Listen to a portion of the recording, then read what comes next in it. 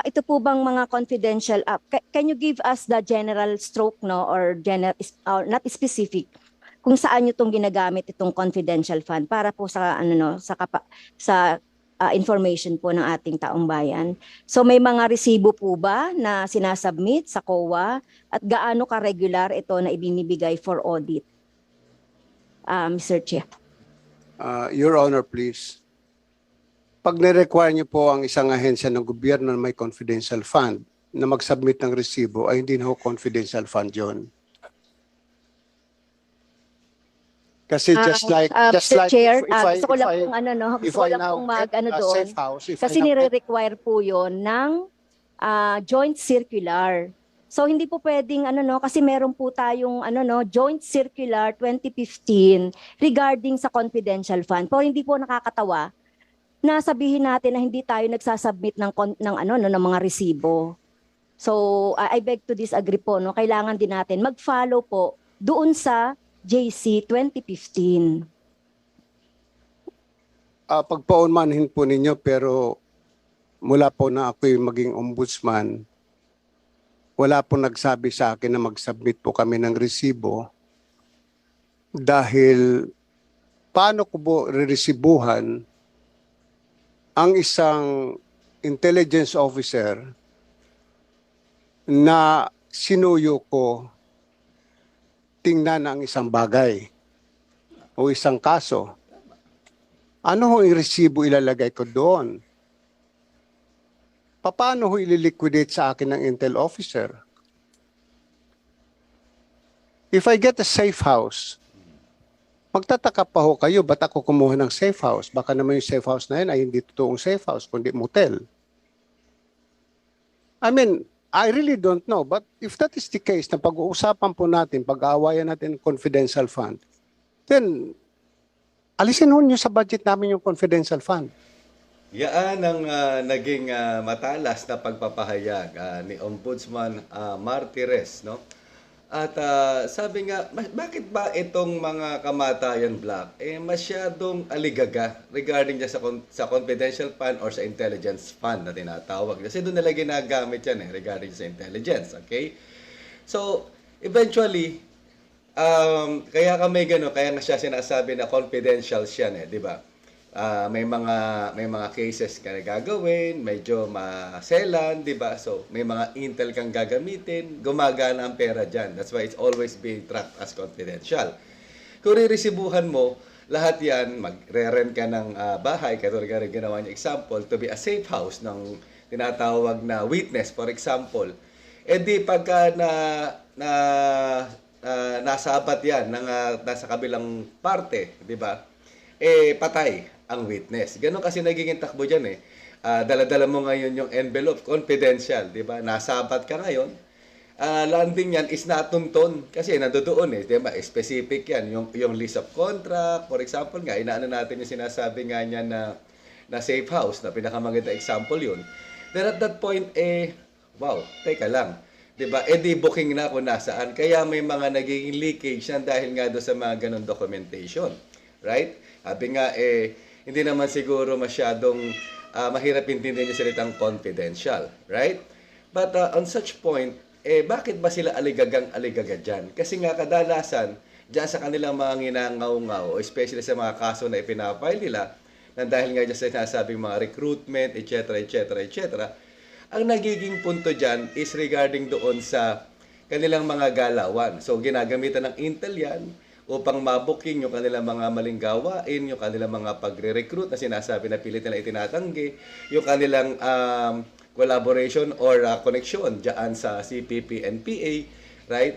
So, yun naman nagiging punto na kung bakit para bang aligagang-aligaga itong grupo na to na Kamatayan Black na para bang lagi na lang, alisin na lang yan. So, paano natin mapapabilis ang mga kaso na sila rin na nagmamadali, right? Lalo na sila yung naaapektuhan. Hindi naman po pwedeng hindi ka makakalap ng intel sa mga inirereklamo mismo, even nila. Right? So, on that case, sabi nga natin, pakinggan natin ang buo itong naging balitaktakan na to ni Ombudsman Martires, no, regarding niya sa kanilang pagpipilit regarding do sa sinasabi na JC 2015. may mga basis kasi doon, no? Pero ipupunto nila kasi, may nakalagay kasi doon. Mas-search na naman dyan eh. Minsan talakayin natin. Mahaba-haba, 33 pages yun. Ang daming whereas, no? Maraming masalimutan dapat intindihin na talagang konteksto to konteksto ang pag-uusapan. So pag nilagay natin to dito, masyadong magiging mahabang usapin. Pero yun ang pinaka-direct point. Pagka binulat-lat mo ang isang bagay, hindi na yung confidential. Para bang sinasabi mo na meron kang sikreto, ipinangalandakan mo, so hindi na siya secret, di ba? Kasi maraming galaw, lahat sa buong mundo, ang mga gobyerno na gumagamit ng ganyan upang, sabi nga, gagastusan mo pero bang delikado ang isang maging intel officer, di ba? Nangangalap ka ng mga informasyon. Tapos, for free, a cup of coffee, walang ganon, right? So, sabi nga, namamasahe yan, kakain yan, di ba? Kung saan sa lupalop magpupunta yan para makakalap na informasyon, o kung sino-sinong tao yung mga aabot-abutan yan, doon ginagamit yung confidential fund. Hindi dahil nga sa sasabihin ng iba na may confidential fund pa. It is about our security at the end of the day. As especially nga, sa mga ibang parte ay nagagamit yan doon sa mga cases na kailangan matrace mismo while investigating kung totoo ba o hindi. Hindi naman kasi po pwede sasabihin na yung dalawang party lang ang magpapasa. So, bago nila dinidesisyonan yan, especially sa ombudsman, is matrace if it is, sasabihin natin na kompleto, detalyado ang mga ebidensyang isinasubmit nila sa ombudsman or even sa Supreme Court or sa ibang parte ng mga ahensya ng gobyerno. Sabi nga, ginagamit yan para naman tayo ay maging ligtas. Right? Sa seguridad kasi natin yan. So, panoorin natin ng buo itong balitaktakan na to. But before we move forward, please don't forget to click like, leave your comments, subscribe, and don't forget to hit that notification bell and click all para lagi kang updated sa aking mga bagong uploads at maka-join ka sa aking mga live. Himayin at balitaktakan, and please, share so we can spread the love and the knowledge. Okay? So, eto na. Sabi nga, isa na namang miyembro ng Kamatayan blocked. Right?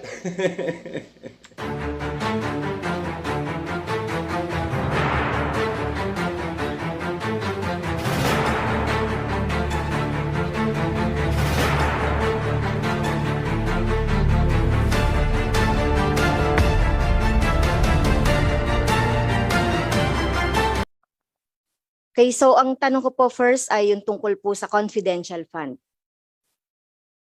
Okay, so sa confidential fund po, Mr. Chair, from 2016 to 2024. So, mapapansin po natin yung confidential fund na appropriated ay like 20 million in 2016.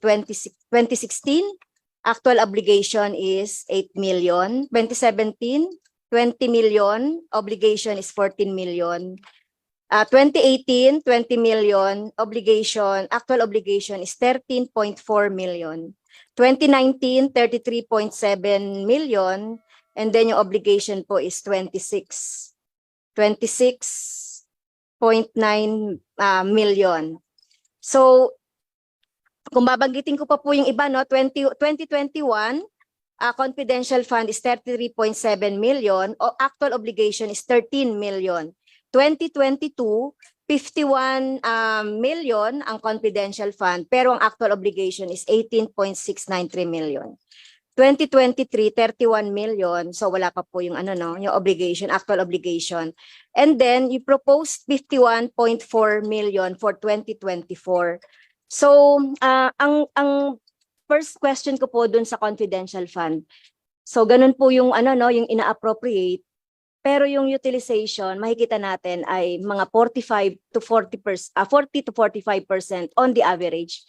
Can you explain that, Mr. Chair? Kung makakapagtipid po kami, bakit nga ba hindi? Kung kami po ay makikisuyo sa Intel community na hindi kami gagastos, bakit nga ba hindi namin gagawin? Kung may dadaan namin sa ngiti doon sa mga members ng ISAF na amin sometimes kinakausap para tulungan kami mag-imbestiga, bakit nga ba hindi? So kung makakatipid kami, gagawin namin.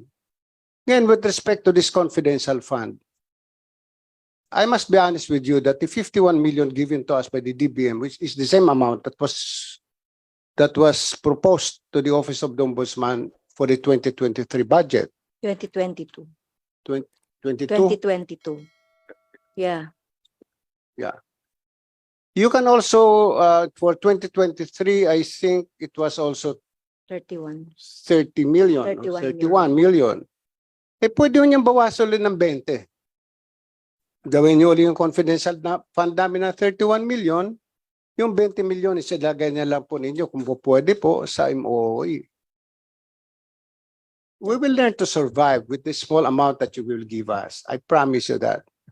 Kaya sabi ko nga po, kung kami po ay makikisuyo sa Intel community na idadaan sa tasang kape, marami po kaming kapeng barako sa opisina o idadaan sa ngiti, gagawin po namin.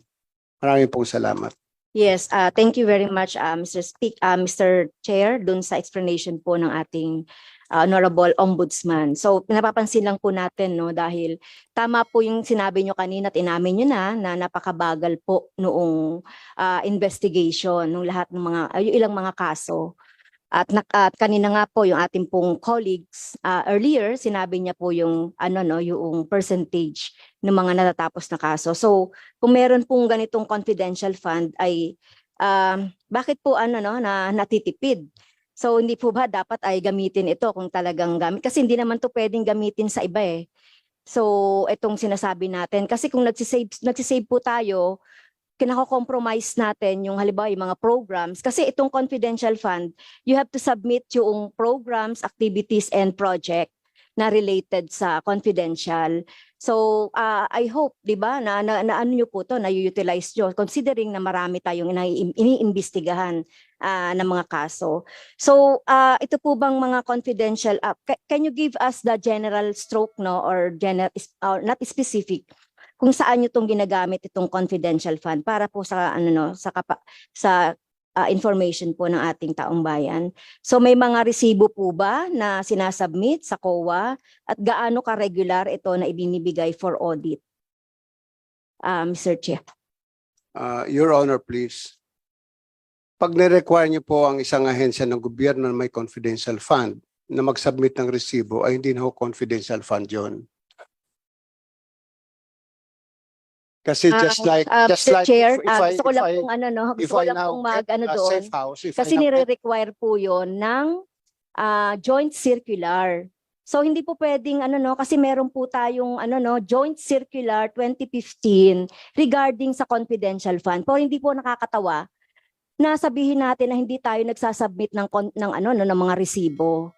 So I beg to disagree po, no. Kailangan din natin mag-follow po doon sa JC 2015. Pagpaunmanhin po ninyo, pero mula po na ako'y maging ombudsman, wala po nagsabi sa akin na mag-submit po kami ng resibo dahil paano ko po re-resibuhan ang isang intelligence officer na sinuyo ko tingnan ang isang bagay o isang kaso. Ano ho yung resibo ilalagay ko doon? Paano ho ililiquidate sa akin ng Intel officer? If I get a safe house, magtataka pa ho kayo, ba't ako kumuha ng safe house? Baka naman yung safe house na yun ay hindi totoong safe house, kundi motel. I mean, I really don't know, but if that is the case na pag-uusapan po natin, pag-aawayan natin confidential fund, then alisin ho nyo sa budget namin yung confidential fund. As I said, we can survive. I can continue investigation cases. We just smile at my friends at the ISAF and some other investigation agencies. Madali lang po yun eh. I call my friends in the provinces. I call some police officers in the provinces. I ask them for their support. Kung kailangan mag-utos sila ng tao para i-verify kung totoo ito, din doon po kami gumagastos ng transportation expense ng pagkain ng tao. So paano ililiquidate po sa amin yon? Paano kami mag-submit ng resibo? Napakahirap po yata noon na mag-submit kami ng resibo. At siguro wala namang papayag din sa amin na Intel officer na pag binigyan ko ng 50,000 pesos o i-liquidate mo sa akin, na tuwing sakay niya ng taxi, kung siya ay may, which I did it before, na pinamanmanan ako isang empleyado ng ombudsman, pinasundan ko, abay, siguro mahihirapan yung Intel officer na every now and then bibigay sa akin yung mga resibo ng gasolina. At pag niliquidate ko yung resibo ng gasolina na yon as my own expense, baka sabihin ng COA, hindi pwede kasi hindi ka pwede mag-claim ng gasoline expense because you have your transportation allowance. So I don't think a receipt is important. What is needed is that we make a certification, we issue a certification to the effect that we have spent the confidential fund for purposes of investigation of cases. Bakit po kami nakakatipid? Noong araw po, kuminsan lumalakad po na investigador 5. Yung 5 pong yun, binawasan ko. Kasi ang aking filosofiya, kung kayang gawin ng isang Little Indian, yung gawain ng 10 Little Indian, bakit hindi ba nga ba gawin ng isang Little Indian? So just like when I was investigating the case of the onions, yung mga sibuyas, may mga isang tao kung pinalalakad o 2. Kung medyo delikado yung lugar na pupuntahan, 3 sila akong pinapupunta.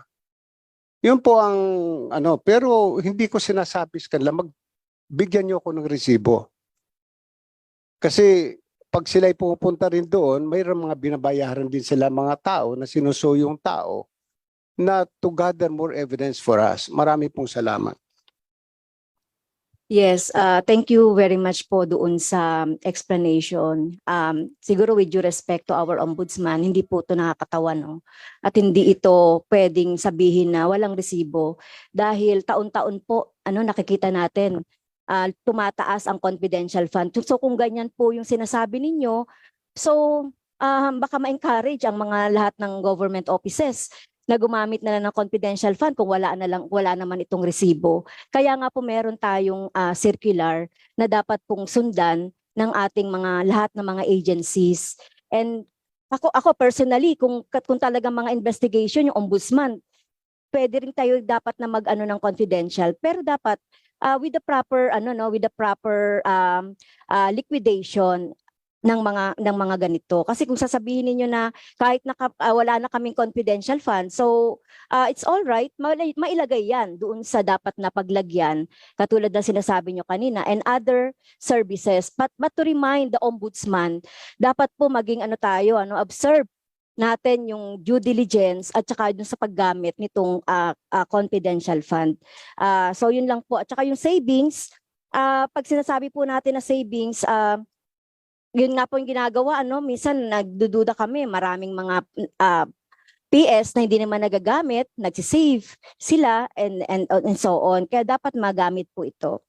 So yung next po ay tungkol doon sa Memorandum Circular number 1 as regards to the submission ng mga SALN. So nagsasubmit po ba ng SALN ang Presidente at Vice President? Yes, Lately, Your Honor. okay. Thank you po. Yes, Your Honor. The President, I think President Ferdinand Marcos Jr. and Vice President Sara Duterte has submitted their SALN. Okay. Thank you for the information. Doon po sa Memorandum Circular number 1, Section 6, lifestyle check, even without SALN. So, how often po nagko-conduct ang ombudsman ng mga lifestyle check po? So, have you conducted lately ng mga lifestyle check po sa ating mga official and government employees po? With all due respect, Your Honor, mayroon lang po sana akong gustong itanong eh. Mayroon po bang batas na nag-require na mag-conduct ng lifestyle check? Nagkakandak po kami ng lifestyle check in connection with cases that we're investigating. Nagkakandak po kami ng lifestyle check pag nag-file ng kaso for unexplained wealth. Nagkakandak po kami ng lifestyle check nang hindi na namin kailangan i-publicize pa that we're conducting a lifestyle check on this particular government official or employee. But the only question is, what law has been violated? The law on lifestyle check, where there is none? Or shall we proceed to forfeiture when we find that the properties of this particular government official or employee is not commensurate to his salary? Which again is debatable. Marami po sa ating maraming pera o maraming ari-arian na maring not commensurate sa kanyang income. Pero lingid sa ating kaalaman, yung asawa ay nagdinegosyo. Lingid sa ating kaalaman ay nagbabayad naman pala ng tamang buwis. But para sabihin na nagla-lifestyle check kami at ito ay ipangalandakan namin sa publiko, hindi po namin gagawin yon. We will conduct our investigation discreetly. I must admit we are now conducting some lifestyle check on some government officials, but I cannot say sino po sa kanila. Yes, thank you po. Hindi ko naman po sinasabi na sasabihin niyo. Tinatanong ko lang po kung I'd nagaganap like to yung... remind Yes, thank you, Congresswoman Fran, Mr. Chair. Last ano na po ito. okay. So hindi ko naman po sinasabi na sabihin niyo kung sino po yung nila lifestyle check niyo po. Kasi it is in your memorandum po na Memorandum Circular number 1, Section 6. So, yun na po, Mr. Chair, at maraming salamat po sa ating ombudsman.